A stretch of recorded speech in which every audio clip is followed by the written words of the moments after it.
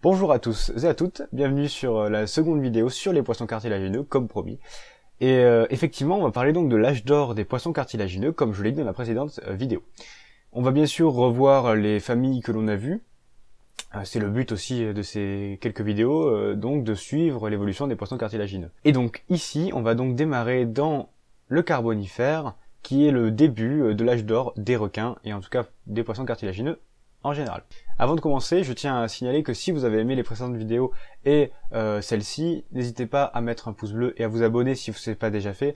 Ça permet de me soutenir et en tout cas de me donner un peu de visibilité. Maintenant, place au sujet. L'âge d'or des requins. Il durera environ 100 millions d'années, du Carbonifère au Permien, jusqu'à la fin du Paléozoïque. Et donc on va appeler cela un âge d'or car il va avoir une incroyable diversification de tous les poissons cartilagineux à cette époque. On va voir des poissons qui vont avoir donc des vols subaquatiques, des organes copulateurs surdéveloppés, des choses totalement absurdes et pour pouvoir en fait dominer toutes les niches écologiques de l'époque. On va voir des requins de 8 mètres de long qui vont être les super prédateurs des mers, maintenant que les placodermes sont tous éteints comme on l'a vu précédemment.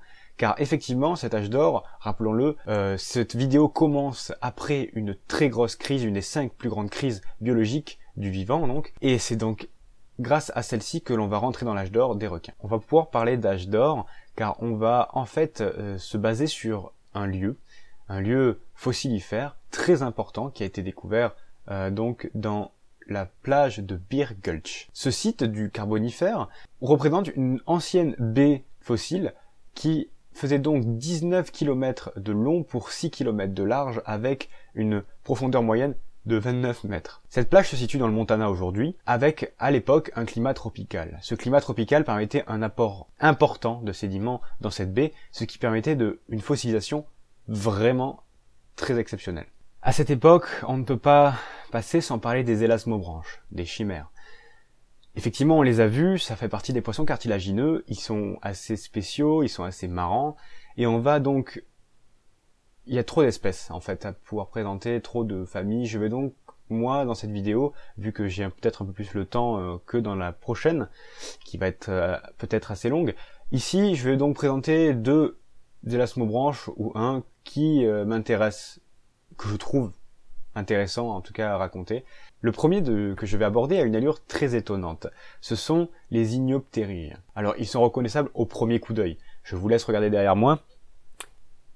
On est d'accord, on voit pas ça tous les jours. En effet, ils ont leur nageoire pectorale qui est située vraiment haut au niveau du corps, ce qui arrive jamais, et surtout chez les poissons cartilagineux, c'est le seul. Et il faut savoir que l'on a trouvé 7 espèces d'Inioptérigiens dans la baie de Bear Gulch. Effectivement, vous allez me dire, mais aujourd'hui on en connaît. Effectivement, on le retrouve une seule autre fois dans l'histoire de l'évolution, et ce sera donc chez les téléostéens, des poissons actinoptérygiens actuels, des poissons osseux, plus connus sous le nom de poissons volants, évidemment. Mais alors du coup, ça nous laisse poser la question, est-ce que ces poissons pouvaient, comme les poissons volants aujourd'hui, en tout cas planer hors de l'eau, du coup. Alors, c'est assez mitigé, mais en tout cas la majorité des paléontologues semblent penser que non, puisqu'en fait on a retrouvé dans leurs estomacs, des crevettes. Crevettes qui vivent donc pas dans un niveau d'eau, mais bien dans le sable, quoi. Et donc, ils pensent que c'était plutôt un vol subaquatique. Je m'explique, un peu comme la Raimanta aujourd'hui, en quelques trucs différents, parce que c'est pas exactement la Raimanta, c'est plutôt une ondulation. Là, ça va être vraiment un vol subaquatique, un oiseau dans l'eau, quoi. Au final, on vole, hein. On va pas chipoter. Cependant, je tiens quand même à préciser qu'il y a un doute, puisque cette mâchoire de ces Inioptérigiens, on la voit, non, ici il n'y a pas d'image où on voit la bouche ouverte, mais en tout cas dans le livre on les voit. D'ailleurs, je vous renvoie, si vous voulez aller regarder ça sur internet, les illustrations d'Alain Belletto qui a fait les illustrations du livre et qui sont vraiment excellentes et dont on voit plein d'Inioptérigiens super bien dessinés. Mais du coup, pour en revenir à cette mâchoire, effectivement, cette mâchoire est reconnue pour être très rapide, se fermer très rapidement, parfaite pour attraper les poissons très mobiles. Donc là, peut-être effectivement que ce serait un chasseur de colonnes d'eau et donc pourrait éventuellement sortir et planer hors de l'eau, mais là le mystère reste entier, on peut pas en apporter plus pour l'instant. Si on continue chez les Inioptérigiens, on peut y trouver quelques autres surprises. Alors ici ce seront des petits poissons de 30 cm de long, pas plus, qui vont avoir un rostre, une tête assez développée. et une tête recouverte de denticules dermiques, donc d'écailles un peu durcies, hein, et donc à fonction défensive, donc des petites épines. Alors, leurs dents vont avoir un renouvellement dentaire, comme la plupart des poissons cartilagineux et des requins, mais ici, on va avoir un fusionnement de certaines dents qui vont permettre de former une sorte de scie circulaire. Vous voyez ce que c'est qu'une scie circulaire? Une autre caractéristique, ça va être donc leur clasper pelvien surdéveloppé. En gros, c'est ce qui leur sert à la copulation, c'est l'organe externe. Effectivement, on peut même le trouver exacerbé comme chez certaines espèces, comme chez Cervifurca nasuta. Ici, en effet, il fait la moitié de la taille de l'animal. Bon, après, du coup, on se doutait que ça servait pas qu'à la copulation. Mais je pense que on peut dire que ça servait à attirer, on pense, les femelles. On continue un peu chez les Inioptérygiens, puisque là, ils vont tous ressembler un peu à ça au final, mais avec quelques caractéristiques en plus, et là, c'est une espèce qui m'intéresse, puisque on va retrouver chez celui-ci des poches.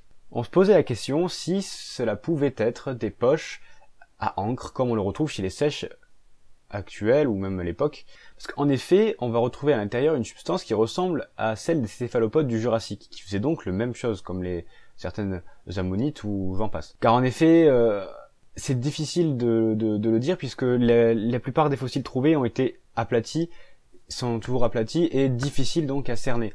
En plus, ça pourrait être donc des poches d'incubation, comme on retrouve chez les requins ou chez les poissons cartilagineux. On le retrouve aussi, on aurait pu penser aussi que c'était des poches de poison.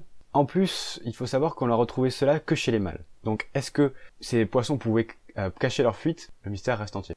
Pour finir avec les Inioptérygiens, je tiens à dire que dans le classement du vivant, on ne sait pas trop où les classer. En fait, on va les placer entre, non pas chez les chimères finalement, mais entre les deux, c'est-à-dire entre les chimères et les requins, parce qu'ils possèdent donc des caractéristiques partagées. C'est aussi pour ça que, en fait, c'est très vieux, et donc c'est encore plus dur pour nous de classer cela, et cette époque, bien que abondante, est très dure à comprendre parfaitement. Maintenant, on va laisser de côté nos amis hors requins, donc chimères et entre deux, pour aller maintenant vers les requins. Et donc là, on va parler de nombreuses familles de requins que l'on va voir en détail sans rentrer dans les espèces, mais du coup là on va plutôt parler des familles, et dans les prochaines vidéos pareil, ce sera beaucoup plus facile à la compréhension, et je donnerai un exemple, en tout cas vous verrez leurs caractéristiques principales. Effectivement, on va donc s'intéresser aux élasmobranches, parce qu'on dit requin, on va voir aussi qu'il n'y aura pas que les requins, mais ça on le verra plutôt dans la prochaine vidéo. Maintenant on va rentrer dans le vif du sujet, avec la première famille de requins. Car en effet, le groupe le plus commun au Carbonifère chez les requins, ce sont les Cymorhiiformes. Bien que l'on a eu des dents au Dévonien, c'est au Carbonifère qu'ils vont se diversifier. Alors, ils sont caractérisés par une sorte de fouet derrière leur nageoire pectorale, sous les aisselles, tu vois. Mais on ne sait pas trop à quoi elle va servir. Mais également avec un petit cartilage à la forme d'une pointe de flèche au niveau des nageoires dorsales. Si on prend leurs dents, elles vont ressembler, si vous vous rappelez bien, à Cladocellac, comme on a vu dans la précédente vidéo, avec toujours ce système en tapis roulant, mais en fait, c'est surtout leur morphologie qui va être intéressante ici. Et donc, je vais rapidement présenter Stetacanthus productus. Alors, le stétacanthe, je pense que vous en avez peut-être déjà entendu parler, surtout si vous vous intéressez un peu au sujet.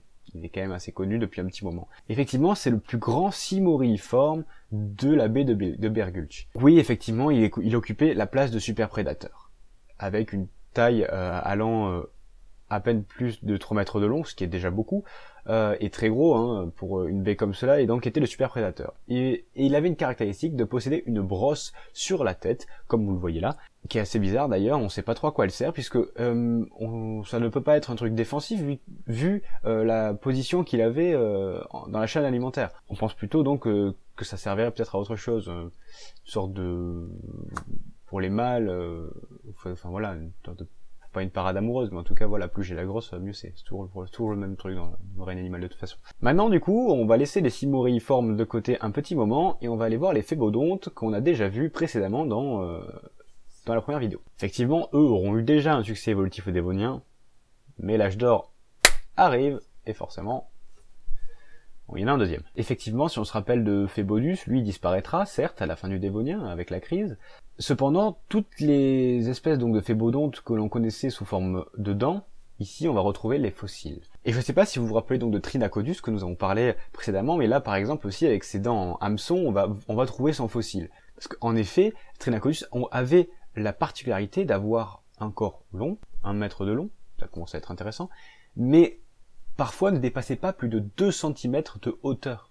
Je sais pas si vous imaginez en fait. Même un serpent, il fait pas mieux. Alors bon, du coup, dépourvu de nageoires et d'épines dorsales, et avec des nageoires pectorales réduites, c'est la première fois que l'on voit ça chez les poissons cartilagineux, voire même dans le règne animal. Soit dit en passant, du coup, c'était un prédateur hors pair, sûrement chassant en embuscade, un peu comme les murènes.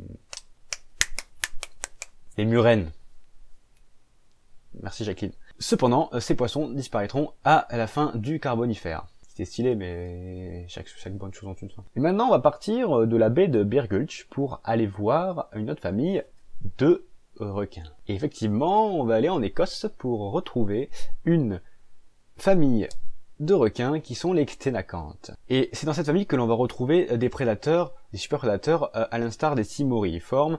Et si vous vous en rappelez bien, ils sont caractérisés par leur épine dorsale bien développée, contrairement à certaines espèces. Alors effectivement, on les a déjà vus au Dévonien, comme je vous l'ai dit, les cténacantes, mais c'est au Carbonifère qu'on va vraiment apprécier leurs fossiles si bien conservés. Et donc si on peut noter leur manque de fossiles du coup dans la baie de Birgulch, c'est parce que c'était principalement des eaux d'eau douce. Cela dit, même s'ils sont d'eau douce, il y a un super prédateur qui mérite d'être cité. Et ce prédateur est Saivodus striatus, avec ses dents de 6 cm de haut. Ouais, ça commence à faire une belle dent quoi, on va pas se le cacher. En effet, si on prend le requin blanc actuel, cela correspondrait à un individu de 5 mètres de long. Là, on commence à avoir du bon requin, hein. Là, on arrive sur un truc stylé. Et donc, certains cténacantes pouvaient donc atteindre 6 mètres de long, ce qui faisait les super prédateurs incontestés du Carbonifère. Mais en restant dans les poissons d'eau douce, on va croiser une famille que j'aime bien personnellement, qui sont donc les zibodontes. On va en reparler, on en entendra parler un petit moment. Donc on les a aussi entrevus au Dévonien, avec des dents, pareil, mais là, j'ai envie de parler d'une espèce qui est assez intéressante. Cette espèce est Onychocelac traicari. Cela signifie onyx, donc griffe, et celac, requin. En effet, il aura un corps recouvert de denticules dermiques, ce qui faisait de lui une proie plutôt indigeste. Genre, manger un litchi sans enlever la peau. De plus, ses nageoires comportaient 2 cartilages de plus, ce qui lui permettait de se maintenir sur les fonds marins, un peu comme certains requins actuels. Même boire encore mieux, puisqu'il avait donc des épines qui lui permettaient peut-être de s'ancrer à la manière de racines. Enfin bref, voilà quoi, c'est plus pratique. Comme les chimères que l'on a vu tout à l'heure, même si je l'ai pas dit, il avait donc lui aussi des dents aplaties, donc un régime d'urophage, de coquillage, et donc de fond marin bien particulier. Leur morphologie vont doucement se modifier jusqu'à ce qu'on trouve celle du Mésozoïque, et qui nous intéresseront dans la prochaine vidéo, et qui sont assez impressionnantes. J'ai hâte. Cependant, en restant dans les eaux douces, ceux qui sont le plus adaptés aux eaux douces, ce sont les xénacantes. Et donc je vais parler maintenant du plus ancien connu à ce jour, qui est Diplodocelac woodii. C'est un poisson qui est recouvert de denticules dermiques avec un corps très allongé, caractéristique. Il possède une nageoire dorsale unique, très allongée, avec une courte épine, et avec une dentition spectaculaire, avec beaucoup de rangées de dents, avec pas plus de 600 dents. Ça va hein, le mec. Plus encore. Et puis lui, il évoluait dans les lagons à l'époque, donc toujours d'eau douce.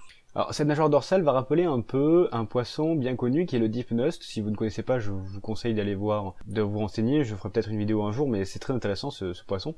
Et donc un poisson également d'eau douce. Donc ça rappellerait un peu une morphologie d'eau douce bien caractéristique. Et il y a tellement de choses à dire sur les xénacantes que je ne vais pas pouvoir le dire ici, et je vous renvoie donc au livre si jamais vous voulez en savoir plus. Parce qu'en fait on va les voir et on va les suivre jusqu'au Permien, car maintenant on rentre dans l'ère permienne pour finir cette vidéo.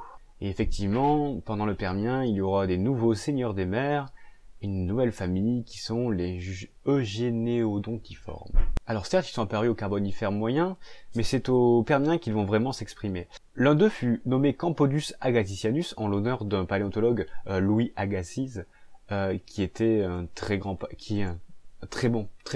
paléontologue. Je vous conseille d'aller voir ses travaux qu'il a pu faire. Il a vu de tout lui. Hein, plus tard, avec le genre Estodus, on va pouvoir étudier de plus en plus de leurs dents et enfin comprendre la denture de ce groupe de requins. Et alors, elle se présente avec une seule file de dents alignées qui vont former une scie. Alors, pas exactement la même scie que l'on va voir qu'on a vu tout à l'heure, qui était bien moins développée, car ces dents sont soudées au cartilage de la mâchoire. Ce sont des dents symphysaires. Alors, symphysaires parce que elles sont situées au niveau de la symphyse, qui est la liaison entre les deux mâchoires, donc vraiment au centre. Ainsi, les eugénéodontiformes sont caractérisés par des dents symphysaires et par des dents latérales très spéciales. On trouvera donc deux groupes parmi le style de leurs dents, qui sont les caséodontoïdes et les édentoïdes. Les caséodontoïdes vont avoir des dents en forme de V, plates, qui vont ressembler donc à des râpes un peu, et donc caractéristiques d'un régime d'urophage. Ce sont des requins qui peuvent aller de 50 cm à 3 mètres environ, très hydrodynamiques dans l'ensemble. Puis donc il y avait une nageoire anale absente avec une nageoire caudale très symétrique et parfait et taillé pour la haute mer, et avec parfois des mâchoires inférieures assez étonnantes, donnant lieu à on se demande comment ils pouvaient les fermer. Ensuite, les édentoïdes, eux, ont des dents symphysaires hautes. Là, on parle de dents qui accrochent, quoi. Et donc là, en fait, ça va être des dents plutôt comprimées, hautes, crénelées, des bons couteaux, quoi, et avec des dents donc latérales absentes, très souvent. Et même si elles sont là, à vrai dire, elles étaient plutôt de type broyeur, mais c'était plutôt en rapport à la forme du crâne ici. Donc Edentus, notre premier édentoïde, pouvait aller jusqu'à 6 mètres de long. Donc effectivement, nos anciens cténacantes ont laissé la place à celui-ci. Et d'ailleurs, comment illustrer le mieux ces édentoïdes, si je ne vous montre pas, en fait, simplement, je vous l'ai déjà montré, mais c'est effectivement ce qui aide à la couverture, et donc en fait on voit bien ces dents symphysaires très spéciales. On se demande comment ils pouvaient avoir ça. Ça marche comment ce truc? Bref. Mais je peux pas finir sur les édentoïdes sans parler des délicoprions. Un requin, la plupart de ces édentoïdes avaient donc les dents qui tombaient assez régulièrement, sauf que lui non. C'est-à-dire que ça faisait un roulement, et en fait ça rentrait dans la mâchoire, dans une poche, dans une cavité prévue à cet effet, qui lui permettait de s'enrouler, et on sait pas à quoi ça sert parce que en fait l'écologie reste encore floue. Par contre, on pouvait atteindre du coup des scies, enfin des gros cercles de dents de plus de 30 cm de diamètre, et avec plus de 160 dents. Donc vraiment des gros trucs quoi quand ça vieillit, et avec des spécimens entre 5 et 8 mètres. De très gros prédateurs. Oui. Mais par contre, on sait pas ce qu'ils bouffaient. Alors là, l'écologie, c'est fou quoi. Bon, je pense qu'il y en a qui doivent se douter de certaines choses, mais là je ne sais pas moi. Enfin, chez les subterbranchialiens, on va pouvoir parler des pétalodontes rapidement, parce qu'en fait on va voir le dernier pétalodonte en fait, qu'on lui a donné le nom de Janassa, et en fait il rappelait un peu les raies avec un corps aplati et des dents broyeuses en batterie. Et effectivement là on va connaître la fin de ce groupe de requins, donc peut-être une des premières fins d'un groupe pour l'instant.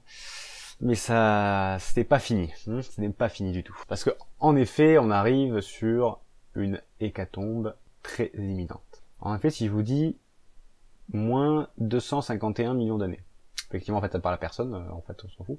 Par contre, si je vous dis crise Permien, là, déjà, on commence à se dire, il y a un problème. Ceux qui connaissent les crises et qui ont vu la précédente vidéo sur les frises chronologiques de l'histoire de la Terre. En effet, ici, on va arriver à la plus grande extinction biologique qui ait existé. Donc effectivement, les requins ne vont pas être en reste. Alors cette crise note la fin du Permien, le début du Trias, et elle va tellement chambouler la faune et la flore qu'elle va remodeler toutes les familles qui ont existé à cette époque. Elle a tellement chamboulé que les géologues vont l'utiliser pour séparer deux grandes ères du vivant de l'histoire de la Terre, qui sont donc le Paléozoïque et le Mésozoïque. Pour commencer, chez nous, chez les poissons cartilagineux, il faut savoir que cette crise va quasiment en faire disparaître la totalité des subterbranchialia, donc qui avait eu un très grand succès dans l'âge d'or des requins, donc les chimères qui vont prendre un très gros coup et ne vont en vérité jamais vraiment s'en remettre, bien qu'elles existent toujours. Pour les élasmobranches, en revanche, là, ça va être plus mitigé, suivant les groupes. Certains vont vraiment prendre un coup, certains vont disparaître, certains, ça va leur permettre de rebondir correctement, après avoir pris un gros coup quand même, tout le monde va prendre un coup. Mais ce sera variable suivant les groupes, et c'est ce qu'on verra dans la prochaine vidéo, qui parle des requins du Mésozoïque. Parce qu'en effet, là, on va attraper un gros sujet, parce que le Mésozoïque, bien que ce n'est pas l'âge d'or des requins, est une très longue période où les requins seront très diversifiés, se plairont très bien, et on verra du coup ceux qui ont survécu à cette crise et ceux qui vont en sortir grands vainqueurs avec en plus l'apparition prochaine des requins modernes, des familles qui existent encore aujourd'hui. Donc si vous voulez savoir cela, je vous donne rendez-vous sur la prochaine vidéo. Merci d'avoir regardé cette vidéo. Si vous avez apprécié cette vidéo, comme je l'ai dit tout à l'heure, n'oubliez pas de me soutenir en vous abonnant ou avec un pouce bleu, ça me permettrait d'avoir une meilleure visibilité. Et donc je vous donne rendez-vous pour la prochaine vidéo si vous voulez suivre cette histoire sur les requins. Et donc je vous dis à la prochaine pour de nouvelles vidéos.